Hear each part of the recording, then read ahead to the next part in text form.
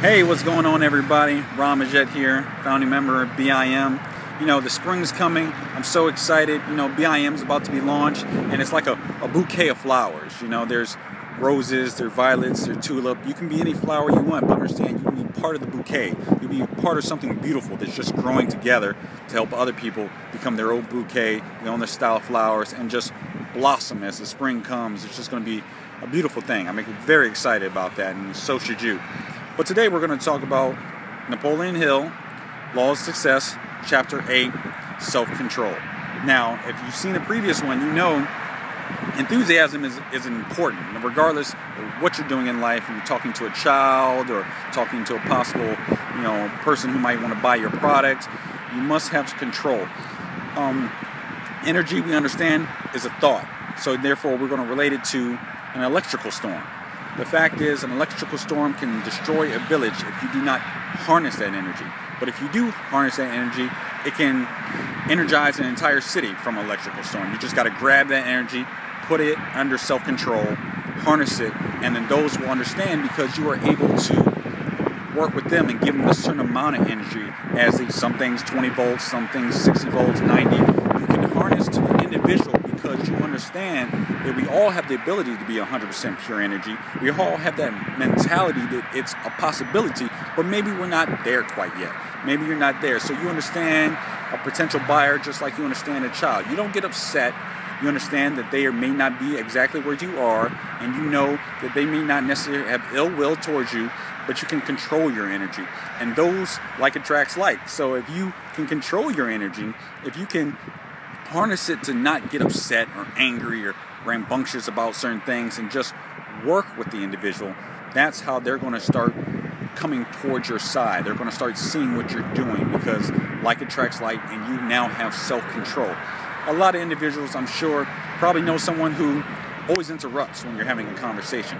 Yes, you have two forms of energy just bouncing off each other, but when you're unable to harness that energy, to wait for your turn, to be able to say something, not only are you showing the lack of control of your energy, but you're also giving too much at one time, which will actually be more of a problem for you than anything else, because someone might want to say something, just interjecting in a natural conversation or whatever the case may be, and you're like, oh, let me say this real quick.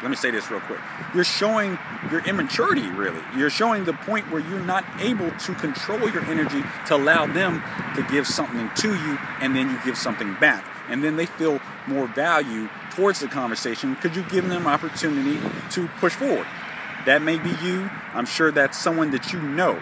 So let's just understand that you must be enthusiastic about what you do, but you must also have a form of control that allows those to understand, okay, look, you may not be at the point where I'm at. I'm not going to judge you. I don't get upset because I have a form of control. And that like is going to allow others to come towards you because they're going, there's something about him. Even when I was frustrated, even when I was mad, he never got mad. I wonder why that is. And their subconscious is going to be curious about it. They're going to want to attract. The next thing you know, they're going to follow your blog. They're going to listen to what you have to say. They want to put you in your inner circle. So understand, yes, you must be very enthusiastic about anything you do in life and treat it as such. But also, you must have self-control.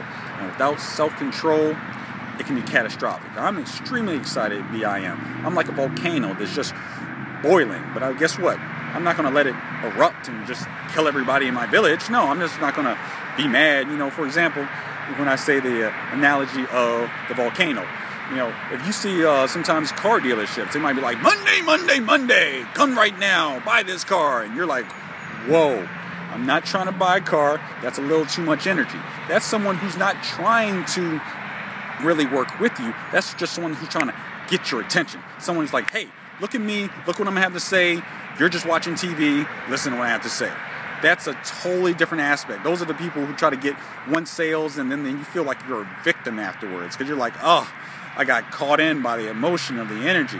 Let's not do this. This is a group of people who want to better each other. Let's be this bouquet of flowers. Let's be that controlling factor that we can help others actually accomplish much greater goals. What you believe is your ultimate goal, that's really your starting point. And that's what the aspect of this all is. And I just want you to feel it. Hopefully you've gotten the book. And then we can take the next step. So I'm Ramajit, founding member of BIM. I hope you're excited just as much as I am. but let's control that energy, let's harness that energy and use it for something good. I'll see you next time. Peace.